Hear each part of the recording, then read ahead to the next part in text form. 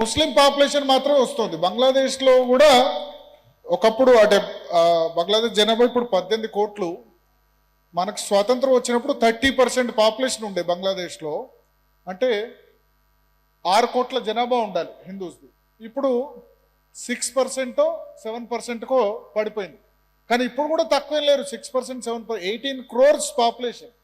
18 కోట్లో 6% అంటే దాదాపు 1,30,00,000, 1,50,00,000కు పైగా జనాభా ఇంకా ఉంది బంగ్లాదేశ్లో హిందూస్ది. సో ఇప్పుడు దాడులు జరుగుతున్నాయి కదా. సో మైగ్రేషన్ వాళ్ళు ఎందుకు రావట్లేదు, ఇది ఎందుకు వస్తున్నారు? Demographical challenge. ఎస్పెషల్లీ క్రిస్టియానిటీలో కూడా చాలా పెద్ద కన్వర్షన్ జరుగుతుంది. కన్వర్షన్ గతంలో జరిగింది, ఇప్పుడు కొంత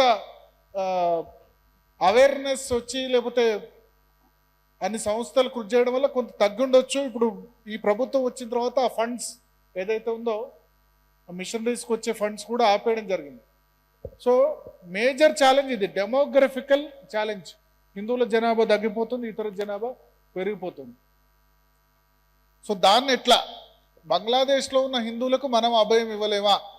అంబేద్కర్ చెప్పాడు అప్పుడు. ఏం చెప్పాడు? అక్కడ పాపులేషన్ ఎక్స్చేంజ్ జరగాలని చెప్పి. సో పాపులేషన్ ఎక్స్చేంజ్ ఎందుకు జరగకూడదు? బంగ్లాదేశ్లో, పాకిస్తాన్లో ఉన్న హిందువుల్ని మనం ఎందుకు తెచ్చుకోకూడదు? ఈ దిశగా ఒక ఆలోచన జరగాలి. ఇప్పుడు ఆల్రెడీ జరుగుతుంది ఎస్ఐఆర్ జరుగుతుంది. ఎస్ఐఆర్కు డెఫినెట్గా అందరు కూడా సపోర్ట్ ఇవ్వాలి. అదొక మేజర్ డెమోగ్రఫికల్ ఇష్యూ ఒకటి ఉంది. రెండవది మనం ఎదుర్కొంటున్న సమస్య కులతత్వం.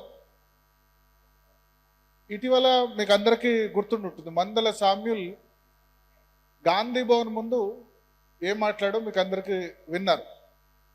సో మందల సామ్యుల్ ఇష్యూ వచ్చినప్పుడు సమస్య ఏం జరుగుతుందంటే, ఆయన అవమానించింది వేద మంత్రాలని. అవునా? ఇంతకుముందు వచ్చిన బాపనాయన అని ఏదో అన్నాడు, బ్రాహ్మణుడు అని కూడా బాపనాయన వచ్చి ఆయన ఏం తిట్టిండో తెలియదు అని అన్నాడు. ఆయన అవమానించింది ఎవరిని? ఆ బ్రాహ్మణుడు చదివింది వేద మంత్రాలని, ఆశీర్వచన మంత్రాలని. సో ఆశీర్వచన మంత్రాలని అవమానించినప్పుడు అది కేవలం బ్రాహ్మణులను అవమానించినట్టే అనుకున్నారు, మిగతా కులాలు స్పందించలే. ఇప్పుడు మనం ఏం చేస్తున్నామంటే, బ్రాహ్మణులను తిడితే రెడ్డి వాళ్ళని అవుతారు, రెడ్డిని తిడితే కమ్మ సంతోషిస్తాడు, కమ్మని తిడితే కాపు సంతోషిస్తాడు, ముదిరాజుని తిడితే మున్నూరు కాపు సంతోషిస్తాడు, మాదిగని తిడితే మాల సంతోషిస్తారు, మాలను తిడితే మాదిగ సంతోషిస్తారు, యాదవులను తిడితే ఇంకో కమ్యూనిటీ సంతోషిస్తుంది తప్ప ఇది మన తోటి హిందువుల్ని అవమానించారనేది రావట్లే. అక్కడ అతను మతం మారి క్రిస్టియానిటీ తీసుకొని రాజ్యాంగాన్ని అపహాస్యం చేసి ఇంకో హిందూ దళిత సోదరుడికి రావాల్సిన రిజర్వేషన్ను ఆక్రమించడమే కాకుండా పైగా హిందూ మతాన్ని అవహేళన చేస్తున్నాడు. సో నాకు ప్రొటెస్ట్ 2 రాష్ట్రాల్లో కేవలం బ్రాహ్మణులే ప్రొటెస్ట్ చేయడం చూసా. అది హిందూ కాజ్గా ఎందుకు అనుకోవట్లేదో అర్థం కాలేదు. సో కులతత్వం అన్నది హిందూ మతానికి చాలా ప్రమాదకరం. ఎవరు ఓన్ చేసుకోవట్లేదు. ఒకటి గుర్తుంచుకోవాలి, ఏంటంటే గడపలో ఉన్నంత వరకే ఈ కులం ఆ కులం, గడప దాడితే హిందువులం అన్నది అందరూ గుర్తుంచుకోవాలి. ఎస్, కులాలకు సంబంధించిన డిమాండ్స్, బీసీ సంబంధించిన హక్కులు, లేకపోతే ఎస్సీ హక్కులు, లేకపోతే బ్రాహ్మణుల హక్కులు, కమ్మల హక్కులు, రెడ్ల హక్కులు, దాని గురించి పోరాటం చేయాలి. కానీ అవతల మతం వాళ్ళు వచ్చి మన మీద దాడి చేసినప్పుడు మనం అంతా హిందువులను ఎందుకు గుర్తుకు రాదు?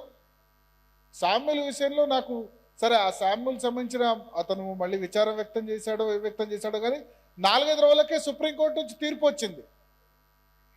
ఆ సంఘటన జరిగిన వారం రోజులకే సుప్రీంకోర్టు నుంచి తీర్పు వచ్చింది. ఏంది? క్రిస్టియానిటీ తీసుకున్న వాళ్ళు దళితులు కారు, వాళ్ళకి అట్రాసిటీ యాక్ట్ వర్తించదని తీర్పు వచ్చింది.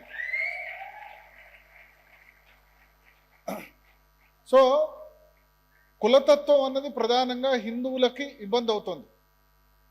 నా కులం అని చూసుకుంటాం తప్ప అవతల హిందువులు అన్నది జరగట్లేదు. మరొకసారి గుర్తుంచుకోవాలి, గడప లోపలే కులం, గడప దాడితే హిందువులం. మూడవ ఇష్యూ ఎన్నికలకు సంబంధించి సిస్టమ్ అంతా 2 ఇష్యూస్ మీద ఉంది. ఇది దేశమంతా ఎదుర్కొంటున్న సమస్య. అది హిందూయిజానికి కూడా సమస్య అవుతాయి, ఎట్లా చెప్తాను. మూడోది ఫ్రీబీస్, ఉచితాలు. ఉచితాలు వల్ల మనం ప్రభుత్వాలు స్పెండ్ చేసేదానికి స్పెండ్ చేయట్లేదు, ఖర్చు చేసేదానికి ఖర్చు చేయట్లేదు. దేనికి స్పెండ్ చేస్తున్నాయి? ఇప్పుడు మన 2 రాష్ట్రాలు చూద్దాం, తెలుగు రాష్ట్రాలు. కళ్యాణ లక్ష్మి, షాదీ ముబారక్ అని లక్షల రూపాయలు పెళ్లిళ్ళకి ఇస్తున్నారు. ప్రభుత్వాలు పెళ్లిళ్ళకి ఇవ్వాలన్నా ఏం చేయాలి? ఎడ్యుకేషన్ మీద ఖర్చు పెట్టాలి, లేకపోతే మ్యానుఫ్యాక్చరింగ్ మీద ఖర్చు పెట్టాలి, దాని మీద ఖర్చు పెట్టాలి. అంటే మీరు ఒకటి ఆలోచించండి, మీరు కారు మీద ఖర్చు పెట్టారనుకోండి, కొత్త కారు కొన్నారనుకోండి, దాని ధర ఎప్పటికైనా పడిపోతుంది, అవునా? కారు బండి మీద కొత్త కారు కొన్నా దాని సంవత్సరం తర్వాత దాని వాల్యూ పడిపోతుంది. కానీ మీరు భూమి మీద ఖర్చు పెట్టారనుకోండి, ల్యాండ్ కొన్నారనుకోండి, ఇప్పుడు కాకపోతే ఇంకో 10 సంవత్సరాల తర్వాతనే పెరుగుతుంది. సో ప్రభుత్వాలు దేని మీద ఖర్చు పెట్టాలి? ఎడ్యుకేషన్ మీద ఖర్చు పెడితే చదువుకుంటే వాళ్ళు ప్రయోజకులే, వాళ్ళు ఇంకా సంపాదన ఆర్జిస్తారు, ఆ సంపద దేశ సంపద అవుతుంది. సో ఈ ఫ్రీబీస్, కళ్యాణ్ లక్ష్మణ్, షాదీ ముబారక్ అని ఒకడు ₹1,00,000 ఇస్తా అంటే ఇంకోటి తులం బంగారం ఇస్తా అంటాడు.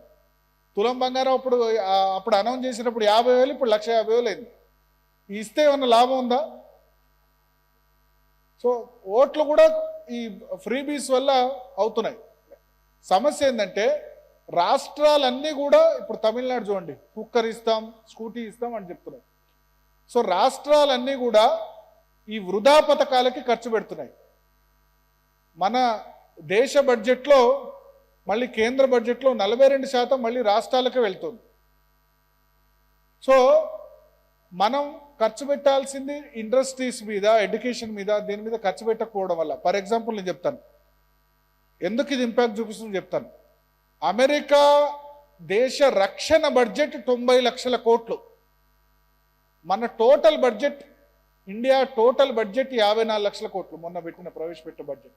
దానిలో డిఫెన్స్ బడ్జెట్ 5 లక్షల కోట్లు, 6 లక్షల కోట్లు. 90 లక్షల కోట్లు ఖర్చు పెట్టడం వల్ల వెనిజులాలో ఎక్కడ ఉన్న మధురోని ఒక సింపుల్గా స్కెచ్ చేసి ఒకటే రోజులో ఒక చిన్న రక్తపాతం జరగకుండా తీసుకొచ్చి అమెరికాకు తీసుకురాగలిగాం. నాకేమనిపిస్తుంది తెలుసా, పాకిస్తాన్ అధ్యక్షుడిని మనం కూడా అట్లా ఎత్తుకురావాలని ఉంది. నవాజ్ షరీఫ్ని మనం ఎత్తుకురాలేమా? ఇరాన్ ఖమేనీని అమెరికా ఒకటి ఫస్ట్ డేనే లేపేసింది, ఎక్కడున్నాడో కనుక్కొని లేపేసింది. ఆ దెబ్బకు ఇప్పుడు సక్సెసర్ అనౌన్స్ చేసిన ఖమేనీ ఎక్కడున్నాడో ఎవరికి తెలియదు. ఎందుకంటే తెలిస్తే కనుక వాళ్ళకే గూఢాచారులు ఉన్నారు కాబట్టి అతను ఎక్కడుంటాడో తెలిస్తే మళ్ళీ అతను చంపేస్తారని చెప్పి అతను బయటికి రావట్లేదు. సో మనం ఖమేనీని చంపినట్టు మనం షాబాజ్ షరీఫ్ని చంపలేమా మన దగ్గర డిఫెన్స్ క్యాపబిలిటీ ఉంటే? సో మనం స్పెండ్ చేయాల్సిన దగ్గర స్పెండ్ చేయట్లేదు. మనం 5 లక్షల కోట్లలో 1 ర్యాంక్ 1 పెన్షన్, లేకపోతే ఆర్మీకి సంబంధించిన జీతభత్యాలు వీటికే పోతున్నాయి తప్ప మనం యుద్ధం చేయమంటే, ఇప్పుడు యుద్ధం సిచ్యువేషన్ మారింది. ఎక్కడ ఉండి అక్కడ కొట్టాలి. ఇదివరకు లాగా డైరెక్ట్గా ఆర్మీలు వెళ్ళి భూతల యుద్ధం చేసే పరిస్థితి లేదు. మన మిసైల్స్ అయినా లేకపోతే వీటైనా ఆధునీకరణ జరగాలంటే, అది ఆధునీకరణ జరుగుతూనే పాకిస్తానో చైనానో భయపడుతుంది మనకు. సో మధురోలాగా మనం పాకిస్తాన్ ప్రధానిని మనకు చంపాలన్నా, లేకపోతే చైనా వాళ్ళకి హెచ్చరిక జారీ చేయాలన్నా, డిఫెన్స్ మీద స్పెండింగ్ పెరగాలంటే మన బడ్జెట్ పెరగాలి. మన బడ్జెట్ అంతా కూడా వీటన్నిటికి పోతుంది. సో ఫ్రీబీస్ అతిపెద్ద సవాలు. ఈ ఫ్రీబీస్ ఇవ్వడం వల్ల ఏమవుతుందంటే, ఇప్పుడు ఇంతకుముందు లోకల్ రాజకీయ పార్టీలు ఇచ్చేవి, ఇప్పుడు భారతీయ జనతా పార్టీ కూడా ఫ్రీబీస్ ఇవ్వకపోతే గెలిచేటట్లేదు. వాళ్ళు న్యాయం అని చెప్పి ₹1,00,000 సంవత్సరానికి ఇస్తామంటే ఉత్తరప్రదేశ్లో యోగి ఆదిత్యనాథ్ పార్లమెంట్ ఎన్నికల్లో ఓడిపోయిన పరిస్థితి. 37 సీట్లు సమాజ్వాదీ పార్టీకి వచ్చాయి. సో అక్కడ ఫ్రీబీస్ అనేది ఆటోమేటిక్గా అందరినీ అట్రాక్ట్ చేస్తుంది. అది హిందువా, ముస్లిమా, క్రిస్టియన్ లేదు, హిందువుల ఓట్లు కూడా డివైడ్ అవుతున్నాయి. ఉచితాలకు సంబంధించి ఉచితాలకి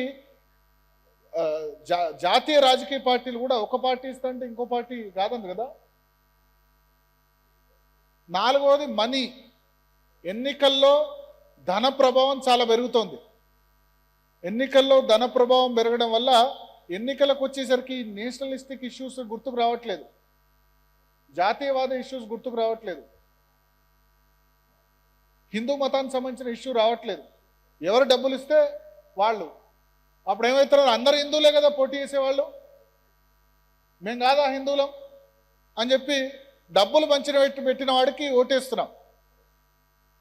సో డబ్బులు పంచిపెట్టడంలో జాతీయవాద పార్టీ లేదు. ఎందుకంటే ఈ డబ్బులు పంచిపెట్టడం అనేది అంతకుముందు ఆంధ్రప్రదేశ్లో ఉండేది, తమిళనాడులో ఉండేది, తెలంగాణలో వచ్చేసింది 2018 నుంచి. మహారాష్ట్ర, కర్ణాటక, మొన్న ఒక్కొక్క రాష్ట్రమే పాకిపోతుంది. హర్యానా, మిగతా రాష్ట్రాలు కూడా పాకిపోతుంది. ఇంతకుముందు నార్త్ ఇండియన్ స్టేట్స్లో లేదు, ఇప్పటికీ గుజరాత్ లాంటి రాష్ట్రాలు లేదు, కానీ త్వరలో పాకిపోతుంది. ఇది అల్టిమేట్గా దేనికి బెనిఫిట్? వెస్టెడ్ ఇంట్రెస్ట్ ఉన్న వాళ్ళే రాజకీయాల్లోకి వస్తారు, వెస్టెడ్ ఇంట్రెస్ట్ ఉన్న వాళ్ళే గెలవగలుగుతారు. జాతీయవాదం ఇంట్రెస్ట్ ఉన్న వాళ్ళు నెగ్గుకు రాలేరు. సో ఇవి మేజర్ ఛాలెంజెస్ మనం ఫేస్ చేస్తున్నాయి. సో ఫైనల్గా మన సవాళ్ళు సంపద ఏంటంటే డెమోగ్రాఫిక్ డివిడెండ్. వర్కింగ్ పాపులేషన్ ఎక్కువ ఉన్నారు. జపాన్ జనాభా 12 కోట్లు, కానీ అందరూ కూడా వాళ్ళ ఏజ్ అంతా కూడా 60+, 70+ ఎక్కువ ఉన్నారు. లలిత్ కుమార్ గారు చెప్పినట్టు మనకు 65 to 70% వర్కింగ్ పాపులేషన్ ఉన్నారు. సో అది మనకు చాలా అడ్వాంటేజ్. బట్ వర్కింగ్ పాపులేషన్ అంతా కూడా ఎస్పెషల్లీ మన 2 రాష్ట్రాలు చూస్తే సాయంత్రం కాగానే వర్కింగ్ పాపులేషన్ అంతా పని చేయడం కంటే ఎక్కువ ఏమైందంటే 4 days వర్కింగ్ 5 days వర్కింగ్ అని అయిపోతుంది.